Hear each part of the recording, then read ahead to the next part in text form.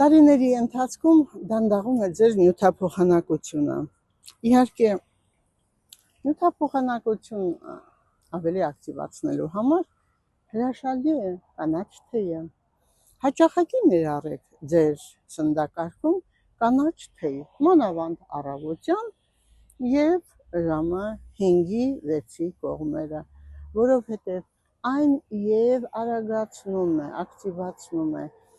վահանաձև գեղձի աշխատանքը, և նյութափոխանակությունը լավացնում է,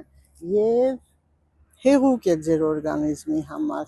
անոթների էլաստիկությունը լավացում է, սրտի համար հրաշք։ Սիրելիներս, օգտագործեք այն, ինչը որ ձեր առողջության համար շատ օգտակար է։ Ինչ պետք է անեք, ընդամենը մի պտղունց կանաչ թեյը լցնում եք 200 գրամ